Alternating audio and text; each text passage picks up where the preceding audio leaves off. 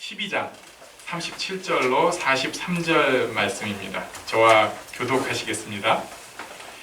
이렇게 많은 표적을 그들 앞에서 행하셨으나 그를 믿지 아니하니 이는 선지자 이사야의 말씀을 이루려 하시니라. 이르되 주여 우리에게서 들은 말을 누가 믿었으며 제 발이 누구에게 나타나나이까 하였더라. 그들이 능히 믿지 못한 것은 이 때문이니 곧 이사야가 다시 일렀으되 그들의 눈을 멀게 하시고 그들의 마음을 완고하게 하셨으니 이는 그들로 하여금 눈으로 보고 마음으로 깨닫고 돌이켜 내게 고침을 받지 못하게 하려 함이라 하였습니다. 이사야가 이렇게 말한 것은 주의 영광을 보고 주를 가리켜 말한 것이라. 그러나 관리 중에도 그를 믿는 자가 많되 바리새인들 때문에 그러하게 말하지 못하니 이는 출교를 당할까 두려워함이라. 함께 있습니다. 그들은 사람의 영광을 하나님의 영광보다 더 사랑하였더라. 아멘.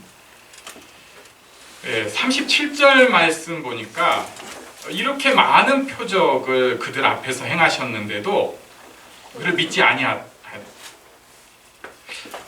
왜 안 믿을까? 예수님 시대 때부터 그 많은 표적 속에서도 믿지 않는 사람들이 있었어요. 또 지금도 당연히 예수를 안 믿는 게 노멀인데 문제는 우리 안에 믿음이 사라지는 거예요. 그냥 예수 안 믿는 사람들, 예수님에 대해서 소문만 듣고 아무 관심이 없는 그냥 모르는 사람들은 사실은 논외입니다. 그분들은 정말 좀 안타깝긴 하지만 또 기회가 되면 큰 충격 가운데 예수를 믿을 기회가 있어요. 그런데 문제는 교회 안에 있는 사람들이에요. 오히려 또 교회 밖에 있더라도 예수님에 대해서 많이 들은 사람들, 그 사람들이 왜 믿음이 없을까? 왜 예수님에 대해서 분명히 많은 걸 봤거든요. 많은 걸 들었거든요. 그런데 왜 믿음이 없을까? 저는 그것에 대해서 예전에 이런 생각을 많이 했습니다. 뭐냐면은 하나님의 은혜는 너무 크고 넓어서 우리의 뇌가 받아들일 수가 없다. 그러니까 은혜가 너무 크니까 이게 들어와 있는 것 같은데 어느새 다 날아가 버리는 거예요.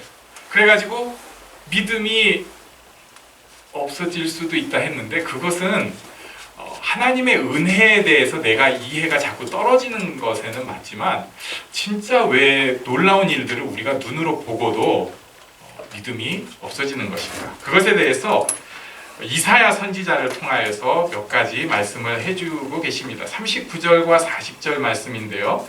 우리 한번 같이 읽겠습니다. 시작.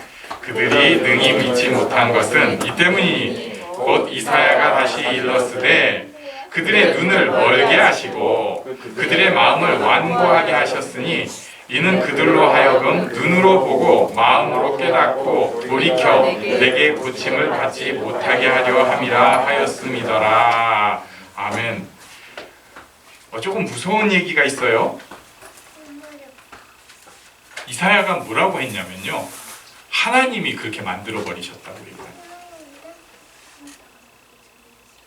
왜 믿음이 없느냐? 하나님이 그렇게 만드셨다. 그런데 하나님이 그렇게 하셨다는 것을 성경에서 우리가 받아들이는 태도가 어떤 태도가 필요하냐면은 하나님이 막 시키는 거예요. 그게 아니라 그냥 놔두는 거예요. 하나님이 그렇게 만드셨다는 것을 그냥 그렇게 방치하셨다로 보는 것이 더 맞습니다. 그러니까 내가 왜 못 믿겠냐, 하나님이 너 믿지 마! 이렇게 하신 게 아니라 그렇게 놔두어 버리신 거예요. 하나님이 그렇게 놔두어 버리시는데 그 방법이 어떤 것이었는가? 오늘 그 방법을 좀 찾아보려고 그래요. 첫 번째는 40절에 우리가 봤죠. 지금 눈을 멀게 하셨다, 마음을 완고하게 하셨다, 이렇게 말씀하고 있습니다. 눈이 무엇을 보는가? 내 육신의 눈, 마음의 눈이 무엇을 보는가? 다른 걸 자꾸 보는 거예요. 그것을 눈이 멀었다고 성경은 가르칩니다. 하나님을 전혀 보고 하나님의 역사를 보지 않고 다른 것만 보고 있는 것입니다. 이것은 어떤 면에서 우상을 보는 눈이랑 같아요. 얼마 전에 제가 그 술에 대해서 어떤 교회 다니는 청년이랑 좀 얘기를 하게 됐는데 술이 우상이 될 수 있습니다. 그리고 어떻게 되냐면요, 딱 우리 고깃집을 갔잖아요. 불판에다가 고기를 굽고 있어요. 그리고 뭐 여러 가지 반찬들이 딱 있어요. 그런데 술이 이제 우상이 된, 그러니까 소위 중독의 증세가 있는 사람은 그 순간에 딱 서베이 하는데 소주병만 보이는 거예요. 여긴 그런 분이 없구나. 딱 보는 순간. 저는 본능적으로 딱 보는 순간에 삼겹살이냐 목살이냐 돼지갈비냐가 먼저 눈에 들어오거든요. 아니면 설마 한우? 뭐 이게 제일 먼저 들어와요. 왜냐면은 고기에 대해서.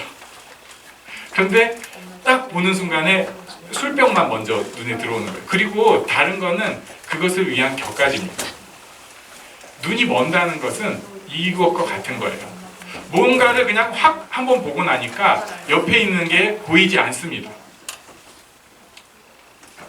현대는 이렇게 우리의 눈을 확 잡아 당겨버리는 게 있어요. 이 시대에 꼭 필요한 도구인 돈이 우리 눈을 멀어버리게 할 수 있어요. 그럼 뭐든지 다 돈으로만 보여요. 교회에서도 돈으로만 보이고, 가정에서도 돈으로만 보이고, 또 어느 정도 그게 맞아요. 그러니까 보라고. 그러면서 점점 더 꽉 가둬버리기 시작합니다. 또 우리 시대에 필요한 것은 남의 이목이라고 할 수 있어요. 남의 이목에 내 눈이 맞춰지기 시작하니까 계속해서 이거 남들이 어떻게 볼까, 이거 남들이 어떻게 생각할까, 거기에 눈이 멀어지기 시작을 합니다. 실제로 교주가 있는 이단들 같은 경우에도 눈을 멀게 하는 전략을 쓰는데 두 가지가 주로 쓰입니다. 그건 뭐냐면 교주를 보게. 다른 것은 보지 말아라. 교주. 그리고 그 교주로 통해 파생되는 교리. 좀 이상하고 우리가 볼 때는 그런데 그것을 어느 이단이든 그걸 통달하게 만들어요. 계속 리마인드하고 가르치고 이걸 뭐 어떤 사람은 뭐 교회도 성경 공부 가르치고 성경을 자꾸 보게 하는 거 아니냐. 근데 그게 아니라 계속해서 자기 마음에 그냥 아예 새기려고. 어떤 면에서 그 교리의 중심축은 그렇게 많지 않거든요. 이게 성경을 왜곡되게 보는 그 길이에요. 그러다 보니까 이걸 계속 보고 나면 성경을 자꾸 같은 성경을 보는데 왜곡되게 보는 거죠.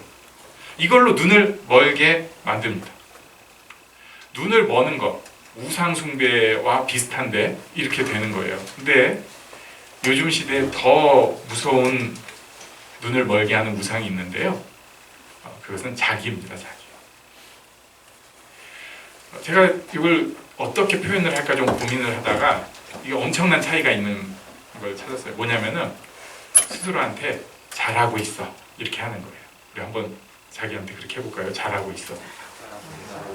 여러분 잘하고 계세요. 뭐 삽질도 좀 하지만 잘하고 계세요. 진짜.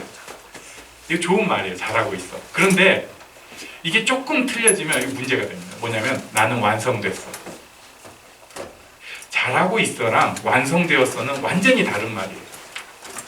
근데 자기가 우상이 된 사람은 나는 완성되었어. 잘하고 있어가 아니라 완성되었어라고 생각을 합니다.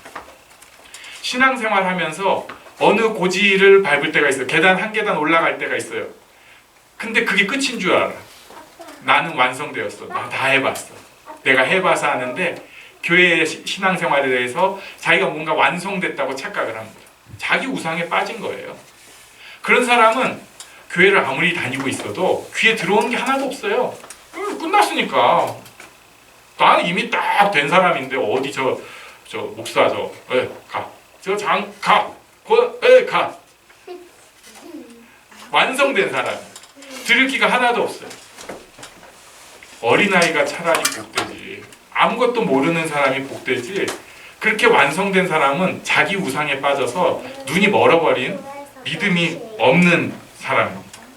이런 사람은 눈이 멀고 필연적으로 마음이 딱딱해져요. 완고해져요.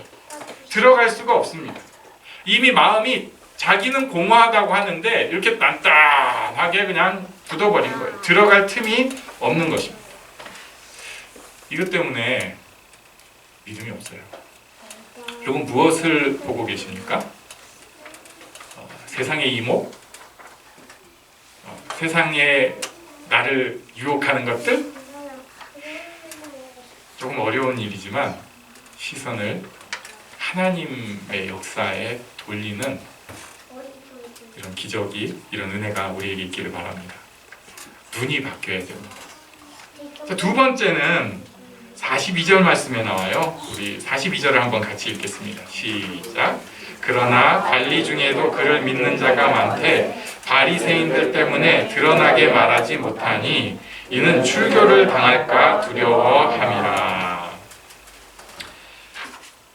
그를 믿는 사람이 많은데 믿는다고는 하는데 드러나게 말하지 못해요.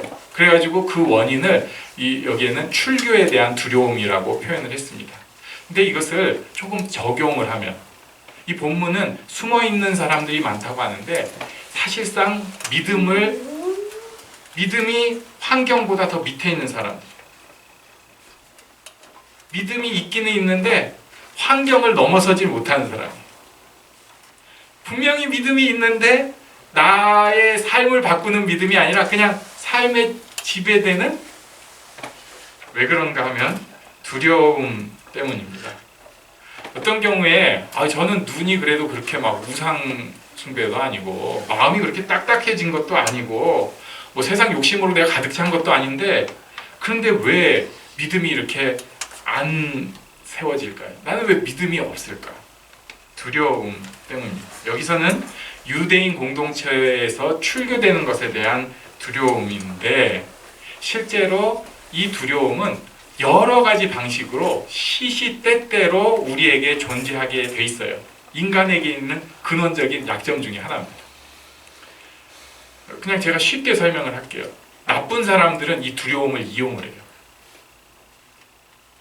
교회 안에서도 이 두려움을 이용해서 그 자기 이속을 챙기려고 하는 악당들이 있습니다. 갑자기 전쟁 예언을 하면서 그래가지고 또 그냥 전 거기까지는 그래도 이해하려고 그랬어요. 그러니까 우리 기도 열심히 해야 된다고. 몇 년 전에 제가 그런 동영상 또 많이 받았거든요. 예, 보내주더라고요. 그래가지고 무슨 유명한 선지자 목사님이 와가지고 기도하는 중에 한반도에 붉은 용이 어쩌고 해가면서 막 하는데, 그때 또 저는 또 쓸데없는 생각, 통역을 더 멋있게 하네, 이렇게. 근데 거기까지는 제가 그래도 그냥 이해하려고 했어요. 왜냐면은 기도에 대한 도전이니까, 우리가 기도 안 하니까 좀 기도 좀 하라고. 근데 그 다음 단계가 뭐였냐면은 사람들 데리고 나가서 깃발 들고 흔들게 하는 거예요. 정치 세력 하는 거예요. 그때부터 제가 사실 굉장히 화가 났습니다. 교회 안에서 겁을 주더니 그걸 이용해 갖고 정치질을 하고 있는 거예요. 이야, 이게 정말 창피한 줄도 모르고, 그리고 자기는 하나님을 위해서 충성하고 있고 나라를 진짜 사랑하는 사람이에요. 네, 나쁜 놈입니다. 협박하고 겁주면서 목회를 하려고 하는 목사님들, 그냥 쉽게 말하면 나쁜 놈인데 이해는 좀 돼요. 자기도 얼마나 힘들면 그렇게라도 해보려고 하니까. 근데 그러면 안 되죠. 우리에게 있는 두려움은 하나님 안에서 우리가 깨뜨려 가야 되는 것이지, 그 두려움에 올라타 가지고 그걸 가지고 뭐를 하려고 하는 생각은 잘못된 거예요. 예수님께서 우리에게 아주 명확하게 말씀하신 유명한 산상수훈의 말씀이 있잖아요. 우리 여기 한번 교독을 해볼까요? 다 같이 읽어볼까요? 마태복음 6장 28절부터 31절까지 교독을 해보겠습니다. 또 너희가 어찌 의복을 위하여 염려하느냐?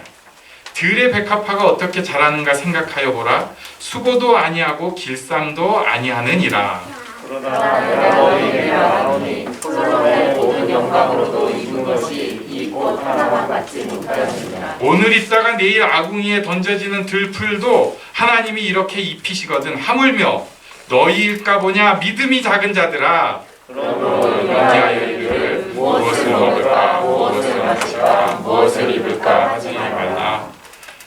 내가 과연 이 땅에서 버티고 살 수 있을까? 내가 지금 이거 먹고 사는 거 이런 나름 작은 행복 깨지면 어떡할까? 이런 두려움에 대해서 그러지 말아라. 니네는 들의 백합보다는 훨씬 더 소중한 존재들이라고 명확하게 말씀해 주시는 것입니다. 우리에게 두려움이 있을 때가 있어요. 사실 겁이 납니다. 겁나요. 네. 세상이 무서워. 그러나 거기에 굴하기 시작하면 믿음이 계속 뚫지를 못하는 거예요. 환경에 묻혀버리는 거예요. 계속해서 두려움이 정말 괜찮은 믿음에 가진 사람인데 두려움이 딱 막고 있으니까 더 이상 올라갈 수가 없게 됩니다. 우리에게 두려움을 깨뜨리는, 두려움을 뚫고 나가는 그런 믿음의 축복이 있기를 바랍니다.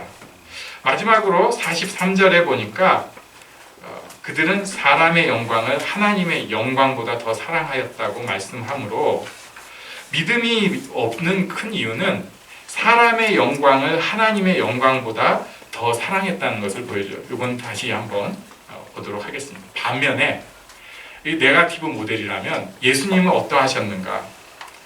24절과 25절에서 그 밀 말씀하셨어요. 하늘의 밀이 좋은 말씀이니까 우리 한번 같이 읽겠습니다. 시작.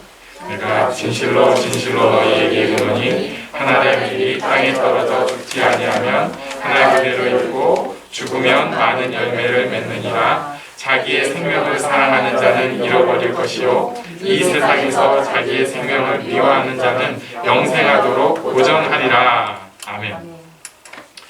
너무 귀한 말씀이에요. 근데 이 얘기는 뭐냐면요, 나 죽겠다, 너네도 죽어야 된다, 이걸 하신 거예요.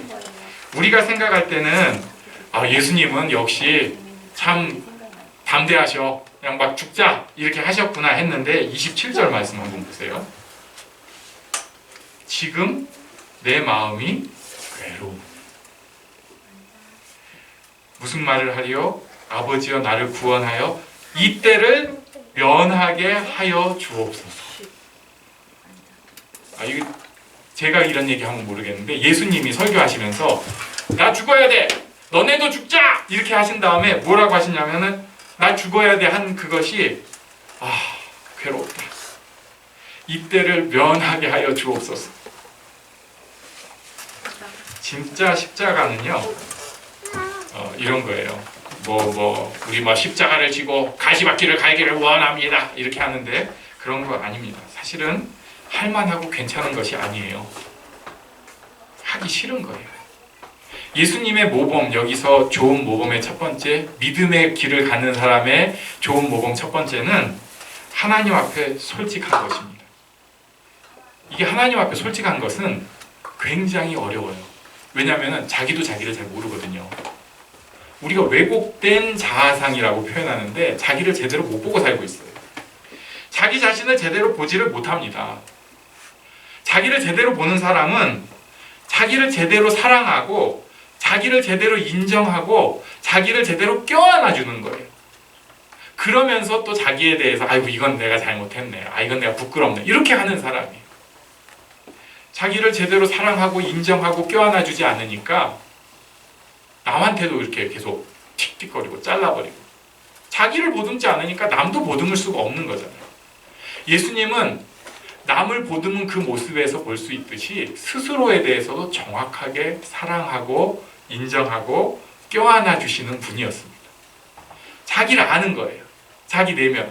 이게 인간으로서 예수님의 참 귀한 모습입니다. 그래서 그 마음을 괜찮아, 아니야, 거짓말로 더 씌우는 것이 아니라 하나님 앞에는 솔직하게 내놓는 거예요. 제 마음이 괴롭습니다. 면하게 해주세요. 솔직한 것입니다. 어려울 때요, 이것을 하나님 앞에 솔직하게 고백하는 우리들이 되기를 바랍니다. 이게 믿음의 길입니다. 거짓말로 씌울 필요도 없고요, 오버 액션할 필요도 없어요. 그냥 내 마음에 느껴지는 것을 있는 그대로 하나님 앞에 내어놓으시기 바랍니다. 두 번째, 27절 말씀인데 또 그러나 이때를 면하게 하여 주옵소서. 그러나 27절, 그러나 내가 이를 위하여 이때에 왔나이다. 그러나 믿음의 사람은 사명을 생각합니다. 자기 사명을 기억하고 있는 거예요. 이것은 에스더서, 요즘 우리 성경 읽기에서 보는 에스더서에 정확하게 나오죠. 이때를 위함이다. 에스더가 왕비가 된 것이 이때를 위함이다. 이게 사명이죠. 그래서 죽으면 죽으리이다 라고 고백을 하는 거예요. 자기 사명을 아니까. 예수님도 솔직하게 말씀하셨지만 자기 사명을 생각을 했습니다. 이때를 위함이다. 어떨 때 우리가 좀 분하고 억울한 일이 있을 때도 있죠. 이때를 위함이다. 가족에서 내가 이때를 위함이다. 내가 회사에서, 교회에서 이때를 위함이다 생각하는 사람이 믿음의 사람입니다. 마지막 세 번째로 28절 우리 여기 말씀 같이 읽겠습니다. 시작. 아버지여 아버지의 이름을 영광스럽게 하옵소서 하시니 이 하늘에서 소리가 나서 이르되 내가 이미 영광스럽게 하였고 또다시 영광스럽게 하리라 하시니. 아멘. 하나님의 영광을 기뻐하고 사랑하는 모습이었습니다. 믿음의 사람은 나를 드러내고 내가 높아지는 것이 아니라 나를 이렇게 만드신, 이렇게 인도하신 분이 있다는 확신 속에 살아가는 것입니다. 이게 하나님을 높이는, 영광스럽게 하나님을 만드는 삶이에요. 그냥 입으로는 하나님께 영광을 돌립니다. 하나님께 영광 이렇게 얘기하면서 사실은 제가 했거든요. 예. 남들은 못하는데 저 잘했잖아요. 하나님께 영광 돌립니다. 그렇게 만든 근원적 존재, 내가 여기까지 올 수 있게, 그나마 내가 이렇게 살 수 있게 하신 그 분이 있다는 것을 선언하는 거예요. 내면에, 실제로. 그것이 하나님을 영광스럽게 하는 것이에요. 나를 드러내는 게. 내가 누리는 게 있어요. 내가 꽤 잘하는 게 있어요. 역시 난 된 놈이야, 내가 괜찮은 놈이지 하는 게 아니라 하나님이 내게 주신 축복이야. 하나님이 나를 이렇게 만드셨어. 당연히 이것은 사명으로 연관이 됩니다. 나를 이렇게 만드신 하나님이 내게 무엇을 원하신가. 예수님은 하나님의 영광을 기억을 했습니다. 그랬더니 어떻게 됐냐면은 하늘에 응답이 있었어요. 내가 이미 영광스럽게 하였고 또 영광스럽게 하리라. 중요한 것은 하늘의 응답까지 있었던 것입니다. 믿음의 사람은 하늘의 응답을 받는 사람이에요. 혼자서 믿음 있다고 막 이야 막 소리 지르고 외치고 신나서 이게 아니라 하늘의 응답이 그 심령 가운데 있는 사람입니다. 예수님의 모범이에요. 솔직하게 고백을 하고요. 그럼에도 사명을 생각하였고 나의 영광이 아니라 하나님의 영광을 기억했고, 그러므로 하나님의 피드백을 받는 믿음의 사람이었습니다. 대부분의 사람은 교회 안에 있거나 믿음의 생활을 하지만 그 가운데서 믿음을 어느새 집어 던져버릴 때가 많습니다. 눈에 이미 다른 게 가득 차고 마음이 다 굳어버리고 하나님 앞에 나아가는 모습이 아니라 나를 드러내는 모습으로 바뀌어버리고 세상 두려움에 푹 빠져가지고 살고 있다 보니까 믿음이 사라질 때가 너무너무 많고 믿음이 오히려 죽어가는 모습을 보게 됩니다. 우리는 예수님 따라서 믿음이 드러나는 축복을 누리면 좋겠습니다. 이 은혜가, 믿음의 은혜가 우리 가운데 있기를 바랍니다. 우리 잠시 일어나서 기도하는 시간을